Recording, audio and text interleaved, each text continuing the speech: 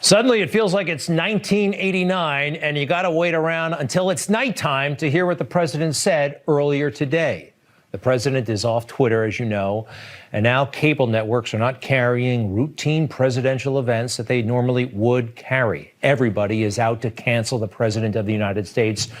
We are not. We carried his events today live. The president went to Alamo, Texas, to talk about border security. Along the way, he had something to say about the suddenly controversial speech from last week.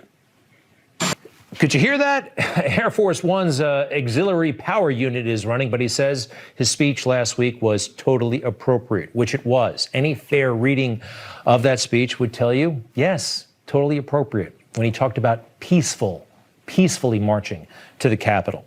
All right, but he did go to Alamo, Texas, and he spoke more broadly about the events, the tragic events of last week.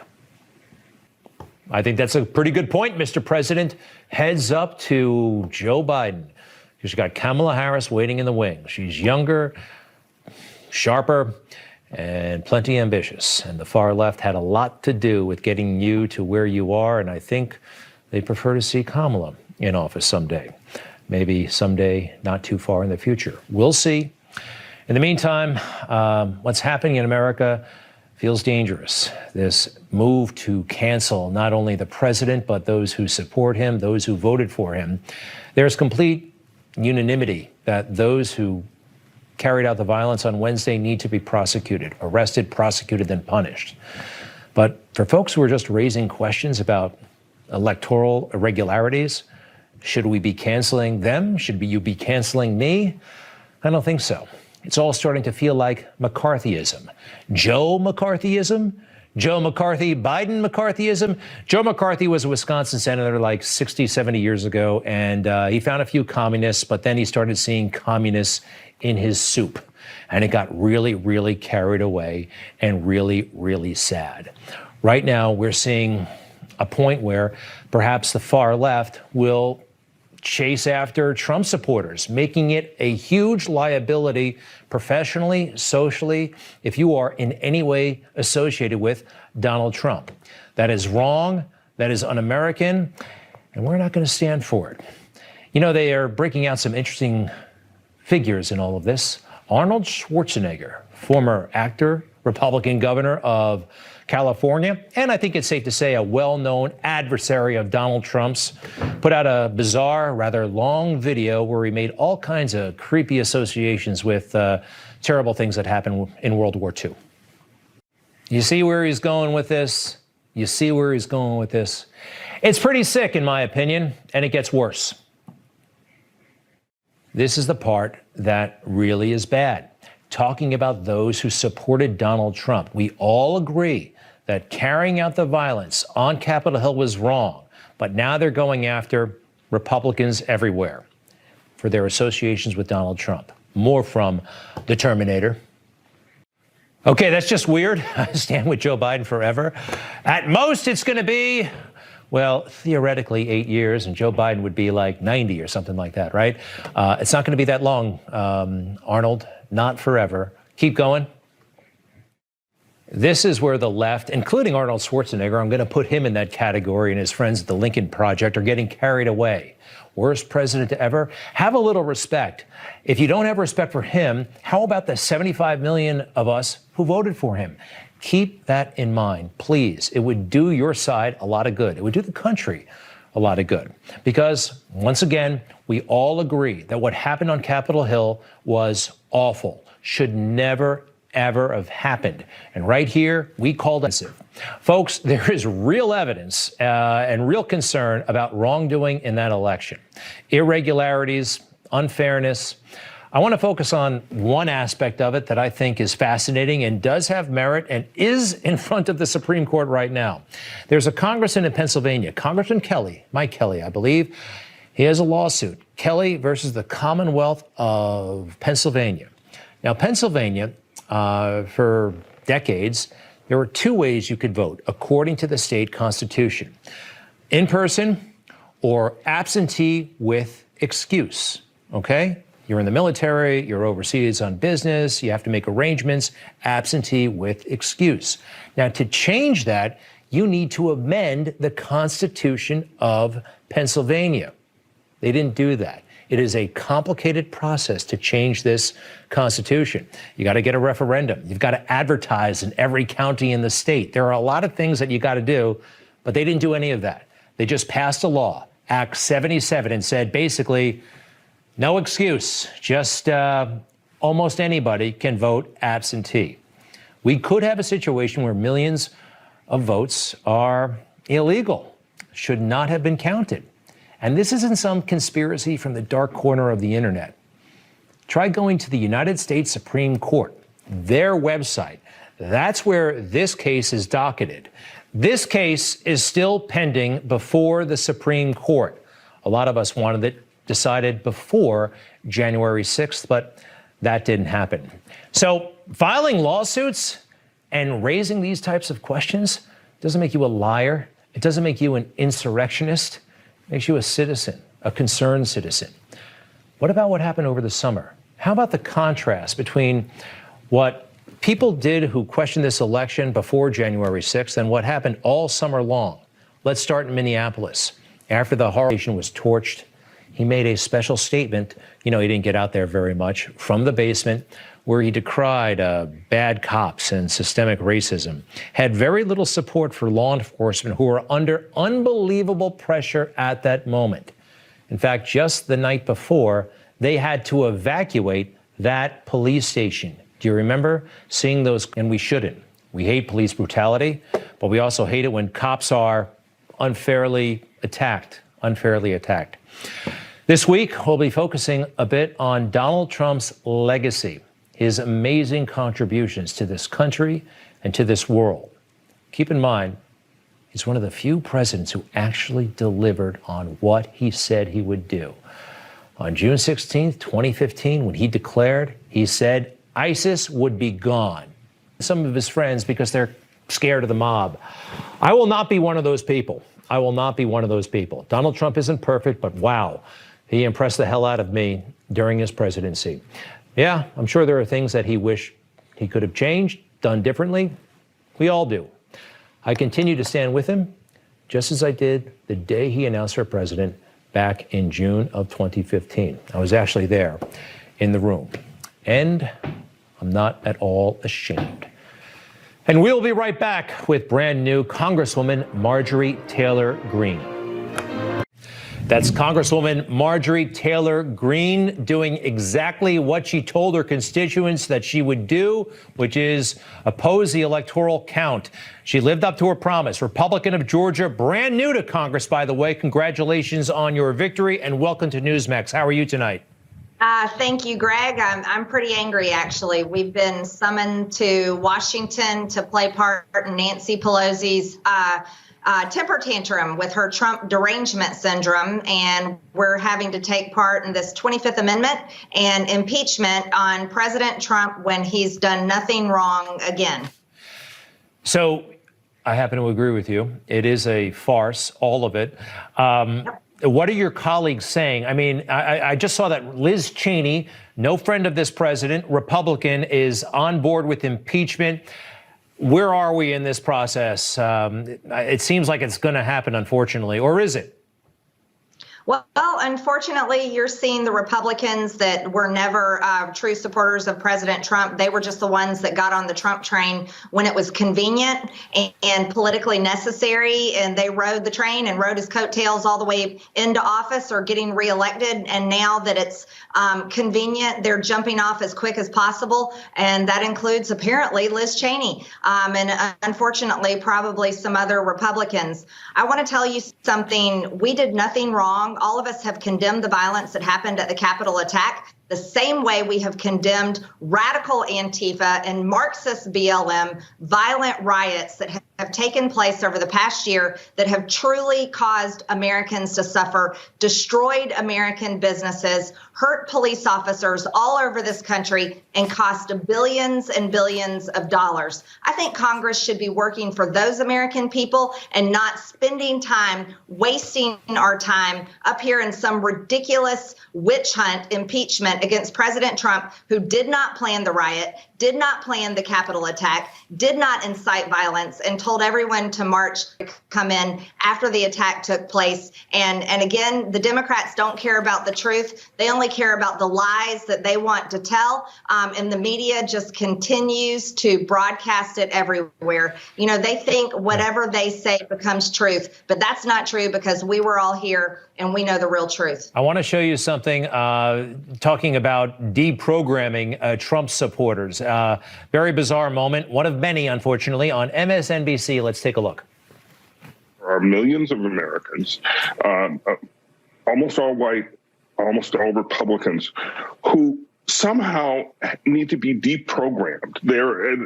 It's as if they are members of a cult, the Trumpist cult, and who have to be deprogrammed. Do you have any idea how we start that process, much less complete it?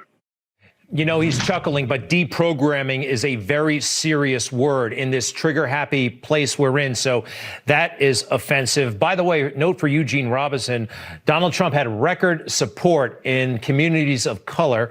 But I want to ask you this, Congresswoman, your Republican colleagues, how much of them are they genuinely afraid of the left-wing wrath? Or is it more they didn't like Trump anyway, and they're kind of glad to see him gone? Fear or resentment of Trump, or maybe both? Well, I want to tell you, I think it's a mixture of both. What we're looking at is we're listening to large corporations and PACs saying they're no longer going to donate to Republicans. You know what I said about that? I said that's just fine by me. I'm really happy with those $5 donations that come from good Americans anyways. But yeah, a lot of Republicans are worried about that. They're also worried about the backlash they're receiving from the radical socialist violent mob. And I guess apparently they're afraid of that.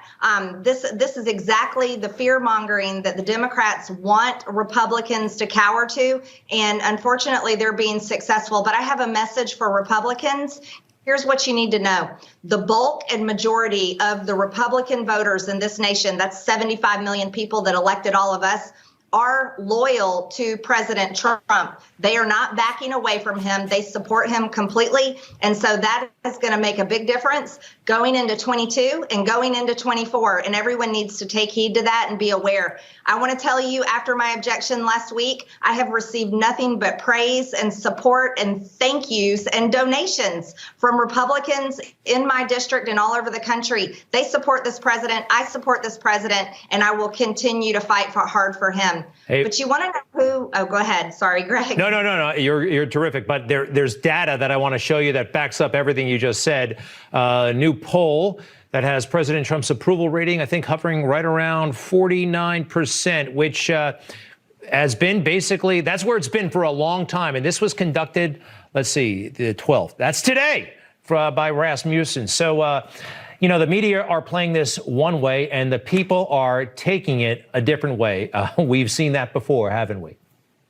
Oh, absolutely. It's just more proof that, when you live up here in the swamp too long, you're disconnected from the people and you have no clue what they want. The American people want America First policies. That's what's going to help this country. We want to reopen. We want to get our economy going again. And we're sick and tired of the violence and the radical Democrats lying and controlling the narrative. Let's talk about the real narrative. This right here, this is Kamala Harris's post sharing the Minnesota Freedom Fund. That's a bail bond link where she was asking people to donate money to get criminals out of prison after they rioted and burned the city of Minneapolis. You want to know what this is right here, Greg? This is 88 pages of businesses. These are businesses, 1,500 businesses that were damaged during those riots. We've had enough of the violent left, and we need to call them out and put them.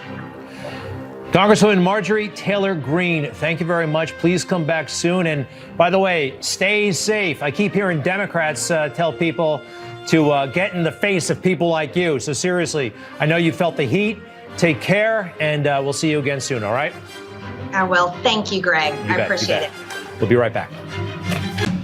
They say, wrongly, it's a lie, that Donald Trump incited violence on Wednesday. He did the opposite. He called for a peaceful march, okay? It's the Democrats, quite frankly, who are always trying to get physical with people. Take a look at this little compilation. You cannot be civil with a political party that wants to destroy what you stand for, what you care about. Where's Julian Castro, Cory Booker? I want impeachment proceedings against all of them, or call the police. I don't think they were being literal, but they weren't being very nice, were they? Or maybe actually they were being kind of literal. That's talk that should be sanctioned. That should not be happening. Donald Trump didn't do anything like that. I want to bring in now Jason Miller, Trump 2020 campaign senior advisor, and he's been very outspoken and the face of the Trump campaign at times. And Jason, welcome back. I have a feeling that you're in for a lot of heat, if it hasn't started already, from the far left and from people who've just maybe been encouraged by the media. Have you experienced anything negative on the streets? Yeah, just a little bit. And look, Greg, at this point, if they haven't scared me off, they're not going to do it now.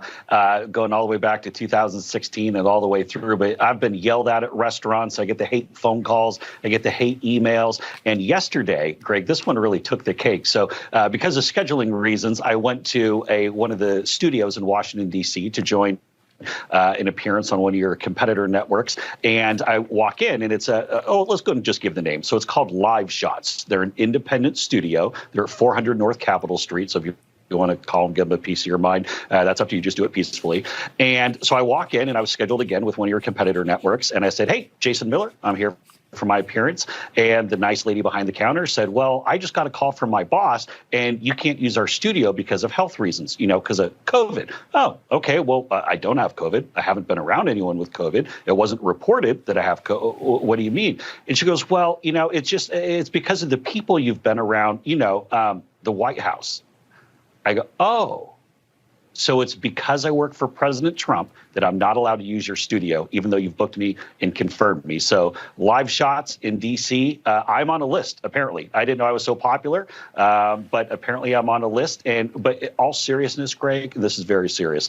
When we talk about the big tech companies canceling and censoring President Trump and conservatives, if you're one of the 75 million people who voted for President Trump, don't think that they're going to stop with the president and conservatives. They're coming for you. It starts off small. We're going to take a one person's Twitter account. But just as we saw from our polling, 77% of people believe that if they're willing to take away the president's freedom of speech, they're going to come after yours. And it's very disturbing. And by the way, we can name names. You were about to appear on Fox Business. We're not, that's okay. That's okay. We're doing just fine when it comes to Fox. But you really have the sense that they were targeting you because of your association with Trump, and it had actually nothing to do with COVID, correct? Correct. And to be clear, also had nothing to do with a competitor network. One of the things with COVID is that everybody now goes to independent studios unless you have your own studio. So it had nothing to do with a competitor network. But this company, Live Shots, I am on a list because of people I've been around, i.e. the White House. And it's just clear as day. Yeah, yeah. And back on social media, I mean, look, there are tens of millions of people who have genuine concerns about the election, how it was conducted. The mail-in situation, Jimmy Carter warned 15 years ago that widespread voter fraud, very, very possible in a mail-in scenario. And the Pennsylvania lawsuit I summarized earlier, that is still before the Supreme Court. That's real.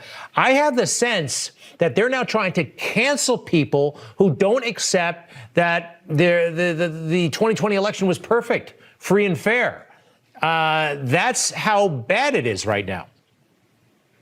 It is. And in fact, in the middle, I believe it was in May or June of 2017, Nancy Pelosi was still saying that the election was hijacked back in 2016. When you look at former California Democratic Senator Barbara Boxer, she actually challenged the votes coming out of Ohio because of the voter machines.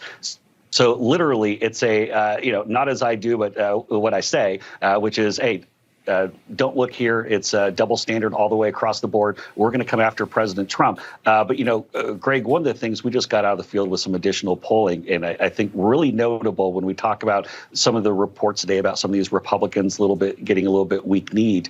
In battleground states, those are your Ohios, your Floridas, your North Carolinas and such, 80% of Trump voters will oppose in the future a congressman or senator who votes for impeachment. 76% of all Republicans will oppose a member of Congress or senator who supports impeachment. So I just got to say, as we see reports of a couple of senators or maybe a couple of House members looking at possibly supporting the Democrat-led impeachment, do it at your own peril, Greg. Sure. No, makes a lot of sense. By the way, how is the president? Have you spoken to him? I know the campaign is over. We saw him on the ground in Texas, and on his way to Texas, he sounded maybe a little tired, but he also sounded like his old self. How's he doing? He's doing good. I spoke with him about an hour, maybe an hour and a half ago. We were doing a little bit of a follow-up conversation after his remarks in Texas. Wanted to know what I thought about the speech, and I'd seen it beforehand, so I thought it was very good. And I think there's an important thing here, Greg. Both when the president walked out of the White House this morning to get on Marine One, but then also when he was at the event at the border, he made it very clear he does not want any violence in any way, shape, or form. He wants a peaceful, orderly transition. And you, Greg, I got to tell you, you would have to be the thickest person in the head to have gone through this campaign in 2016 and not realize that President Trump is the most pro-law enforcement, pro-security president we have ever had. So, folks, make sure it's peaceful, make sure it's orderly, but never back down to the Democrats here. Jason, very quickly, has he spoken to Joe Biden recently, or will he soon? He is not. We'll see. It's a long time between now and the 20th. Indeed. Jason Miller, Trump 2020 campaign senior advisor. Thank you very much. If you talk to the president again, give him our best, okay? Will do. All right. And we will be right back with more. Have you heard of Brandon Straka? He's a social media superstar and a true influencer. He started something called the Walk Away campaign. And, he wasn't always a conservative. He is now, but check this out. And now he's one of the leading voices in America for Trump and for, I believe, conservative causes. Brandon Straka, welcome back to Newsmax. It's great to see you. How are you tonight? Doing great. Thanks. How are you, Greg? I'm good. I'm a little bit worried, though, about big tech. They are really moving in on people like you, to a lesser extent, people like me. Are they going to be able to get away with this? I sense there's a pushback, but I don't know if there's enough of a pushback. What's happening? Well, they are going to be able to get away with it in a certain way of thinking. I don't think that anything is going to prevent them from dumping people from their platforms, from deplatforming people, and from stealing their followers, which are some of the tactics that we've seen recently. Here's the good news, Greg. It's now time for conservatives to wake up and start creating our own platforms, our own viable solutions to become autonomous and to no longer become reliant on the left, as we have been now for years and years, if not decades. It's time for us to become self-sustaining, self-reliant, so that we don't have to sit around worried all the time about how they're going to punish us when we say things and do things that they don't like. And that's good news. Okay, here's my concern about that. I mean, I think we got to fight on two fronts here. We got to fight to stay on the infrastructure that's already there. It's like we're being banned from highways. So we have these great cars, our mines or whatever, but we got to go out and build our own roads. They have such the internet's infrastructure, the servers. I mean, for them to kick us off that, it would take potentially a long time for us to get up and running with alternatives. And we already see what's happening at Parler. And can you update us on the Parler situation too, please? Well, I actually don't have any information about where Parler is right now. I do feel confident that they will find a new hosting site and that they'll be back up and running before you know it. I know they're not going to give in. They had millions of subscribers on their platform, and I know that they'll land on their feet again. It's a really bad situation what happened to them now. But see, this is once again another example of the reliance that we have on the left. You're right. It's going to take time. But this is kind of the price, I think, that we're paying for the fact that we didn't establish these things years ago, early on, when we really should have. Now we're going to be a little behind the game, but we have to get caught up. We have to develop our own platforms. We have to develop our own solutions that work so that we can be completely autonomous and unreliant on these people. We will do it, and it will take time, but we'll find solutions and we'll get there. I'm totally confident of that. Here's what I keep hearing from the left. These are private companies, and private companies can do whatever they want. They can kick anybody they want out. And it's not a First Amendment issue. I hear that. And part of me understands that. It's private and they can do what they want. But I heard that, or I read about that, I guess, in the 50s and 60s. kicking black people out of certain restaurants and making them sit in the back of the bus. That was permissible under the law. So they came up with a new law in 1964 that acknowledged the reality that that was a hideous situation. I feel like we need a new law, something big, something dramatic. Unfortunately, we probably won't get it with this Congress. Probably not, but I actually agree with you. I actually have found it astounding for a long time that political class is, or political affiliation is not a protected class. And I find that really interesting, especially when you consider that we have so many choices of religion in this country. You can choose which religion you want to belong to, and then you're protected for making that choice. But you're not protected when you choose which political group you want to be a part of.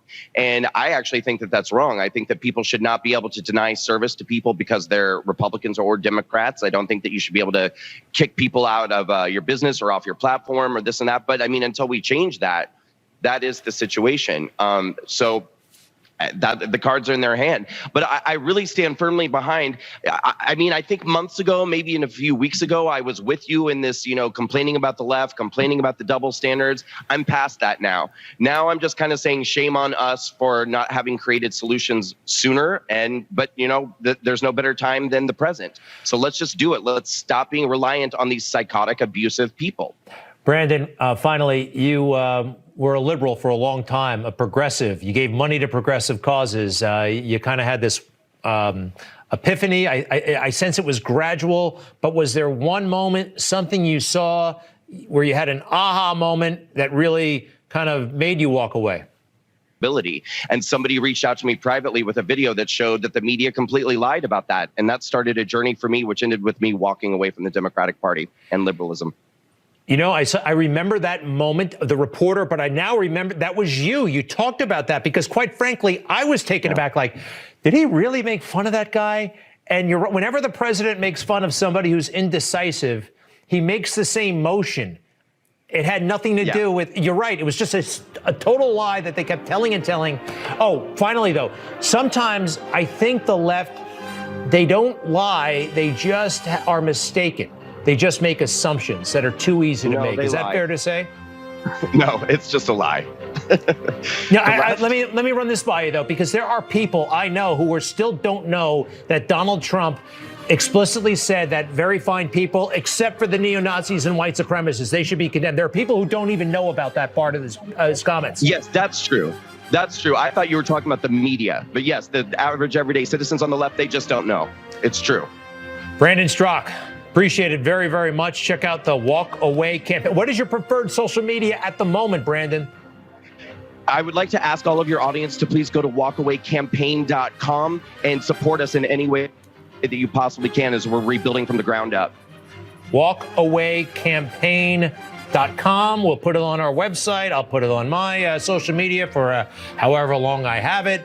Brandon, we appreciate it very, very much. Thanks, Greg. Okay, be right back. And we're going to the Capitol peacefully. But they omitted that. They edited it out. How about that, huh? What was their motivation there? Very interesting.